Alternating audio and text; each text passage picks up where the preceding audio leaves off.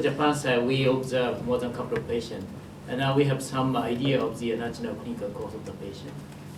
And the other thing is the China began to report those kinds of the picture of the clinical course of the patient. And actually, I'm aware that they divided the patient into 3 categories. The first one is the common cold-like illness. Second one is the pneumonia which resolves spontaneously. Third one is non-resolving pneumonia which requires mechanical ventilation, something like that. So basically, the China and we also has a quite similar, the view regarding the clinical symptom. So what is difficult for this COVID-19 is it's quite extremely difficult to discriminate just a common cold between common cold and COVID-19 because it's quite, it's similar. We cannot tell, especially in the first 3 or 4 days. If we could have, some sort of the test, rapid test to discriminate this COVID-19, it might help. But it doesn't. We do not have it yet. And if we try to test all the people who seems to have a common cold, it's a disastrous for the hospital. Many patients come over to the outpatient clinic or the hospital. The hospital will overwhelm. That tells that if you have a sick enough patient who requires intensive care, in such a situation, we cannot give them enough, medical, care, which might lead the patient go to death, which we do not want that. So in that sense, this disease is quite difficult. So our statistics, tactics is. Let's say, okay, observe the patient for the first 3 or 4 days, and ask the patient to observe their health for the first 3 or 4 days. If it appears that it's just a common cold for them to have experience in the past, just take a rest up until they heal. But if it does not heal within 3 or 4 days, or even got worse, doesn't heal or even got worse in the 3 or 4 days, please go to the hospital or let's ask questions to the health authority to see if they have to go to the hospital or not for the checkup of the COVID-19.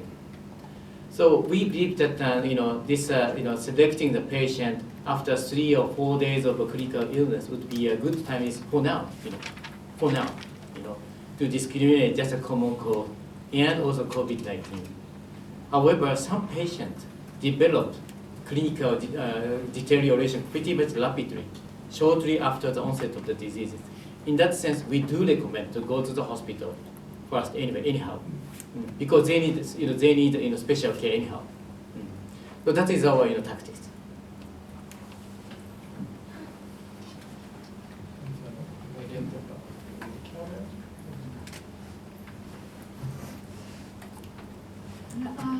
I'm now from France 24, and my question is about the ship again. I wanted to know, have you identified the reasons why the quarantine failed, so that you can take lessons from that? And is there some kind of a fatality, like you have given up, and is that why you decided not to do a second quarantine? Is it because of the failure of the first one? If not, why did you decide not to have the second quarantine for all those who left the ship? And I believe there are some who have tested positive recently after leaving the ship, and so it's a danger for the spread of the virus. You say you want to contain the expansion, but they've all, you haven't contained the people who might be passing on the infection.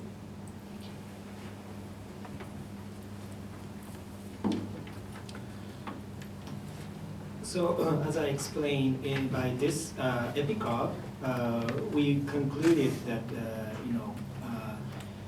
the isolation for passengers was somewhat effective. So after the mathematical epidemiological analysis, we concluded that we can release the passengers who got test negative, who don't have the symptoms, and who are not close contact. So, but after releasing, we require them to be isolated in their home or hotel. So, and we are now checking up all individuals day by day for the health status. So, by the risk assessment, by this EPICAR, we concluded that in Japan. The question that the gentleman at the end of the second row.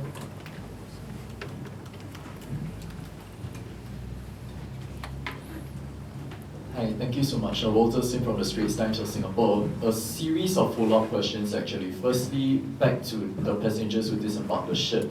I understand that this home isolation is voluntary. So what if someone chooses not to isolate themselves? But when you say they are required to isolate or quarantine themselves, it does not sound so much as a requirement if it's a choice, isn't it? Yeah, this is as you said, this is a voluntary home isolation. So we cannot, do it by by their obligation. So we require them to do that and to follow our order.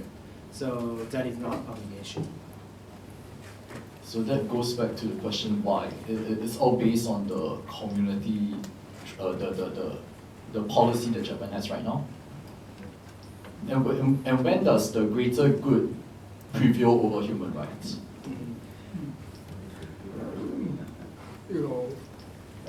Actually, we strike the balance. On one hand, we have to respect human rights of the movement of the people, etc.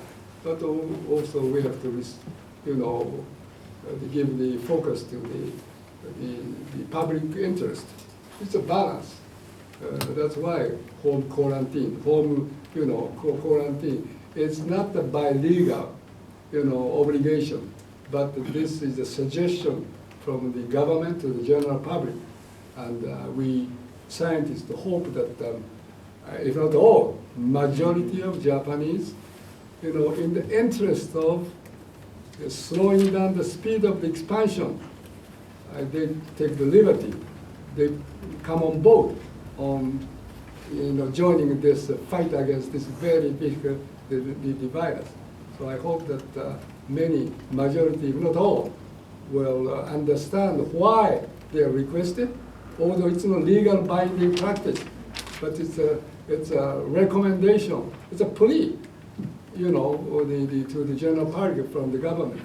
And we hope that because it's now, as I said outset, we are at the crossroad. This coming weeks are very crucial. That's why I hope that majority of Japanese, I'm sure all of it, I hope, since if and when they develop, put under this kind of situation, they will comply with or they will comply with the recommendation made by the government. And just a point of clarification, because I couldn't really hear you clearly just now, does the 691 cases include the Tochigi case or not? Does the 691 confirmed cases on board the Diamond Princess include the Tochigi woman who tested positive after she disembarked? I think that, as I mentioned from the question of the AFP, I think it is included. But that sounds very arbitrary, isn't it? Because if you include her but not include the other people of other nationalities who tested positive after they go home, I don't quite understand why she's part of the Diamond Princess count and not Japan's count.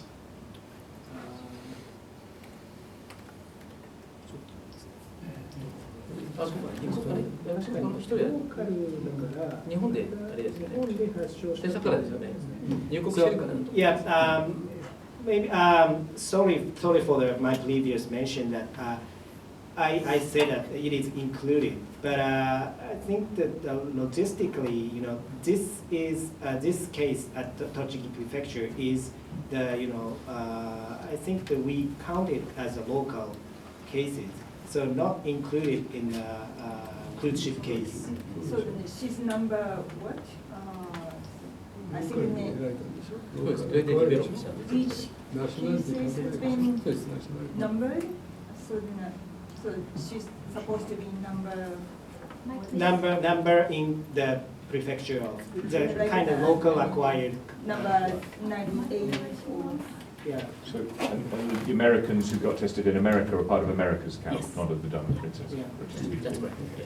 After the quarantine and quarantine after the entry of the hospital, not hospital, the country, when they develop, diseases after the entry to the certain country, they are counted as the domestic case. Okay, so according to the health ministry statement last night, it said domestic infections now number 144. So that Tochigi, is she among that 144? Yeah, I'm sure she's included in the 144. Not on the case of the cruise ship.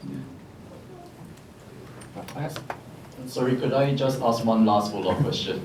Really sorry about that. I mean, we see Americans, we see a Hong Kong citizen, we see Australians, we see Israelis, and now one Japanese woman testing positive after they left the ship. So do you have a reason why this is so? Why is it that a number of cases of people who disembarked the ship, apparently because they tested negative, end up testing positive? Earlier on you cited two reasons, but I mean, one could be an outlier, a few could be an outlier, but now we are looking at dozens of cases. So why is this so?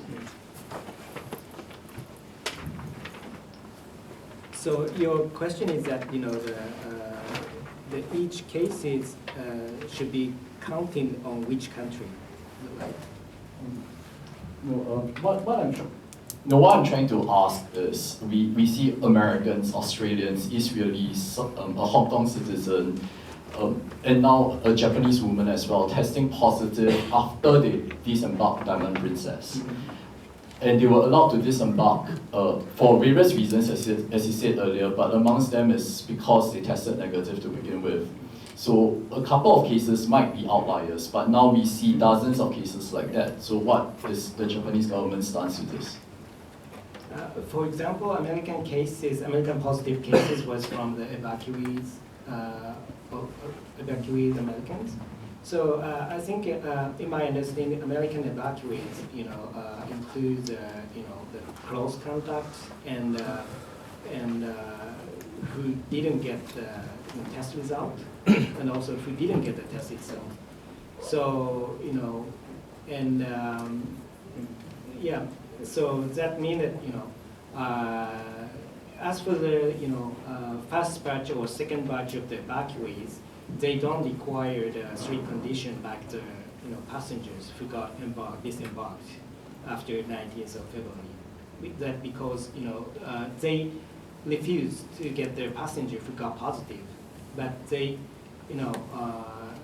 got the passengers back to their country, including the close contact and the passenger who didn't get the test. So that means we cannot screen the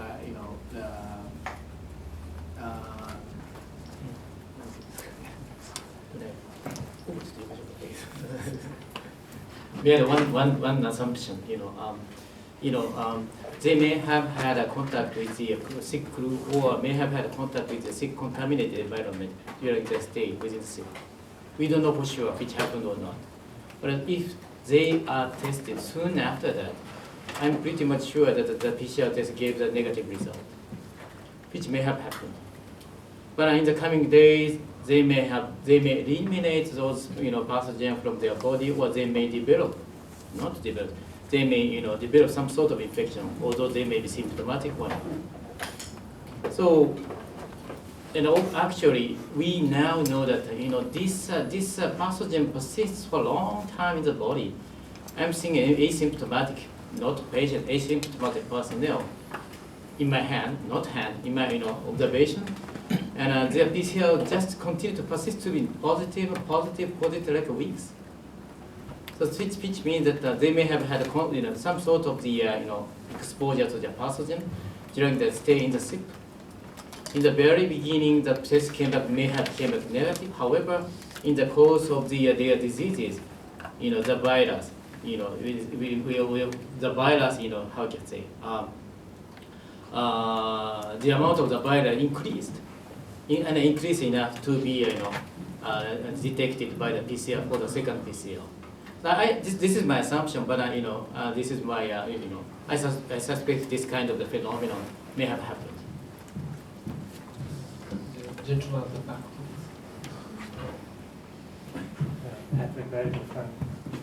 Patrick Welter, Frankfurter Allgemeine Zeitung. I have 3 questions, if I may, and these concern the domestic situation.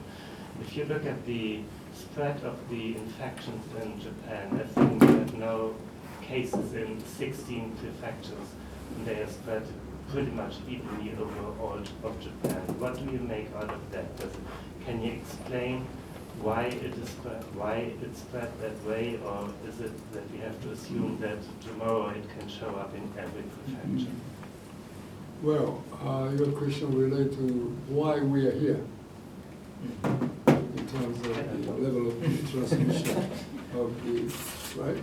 I think that there are basically 3 sort of aspects which account for the current status of Japan's transmission of this virus. Well, number 1 is timing, that the Japanese started our response strategy.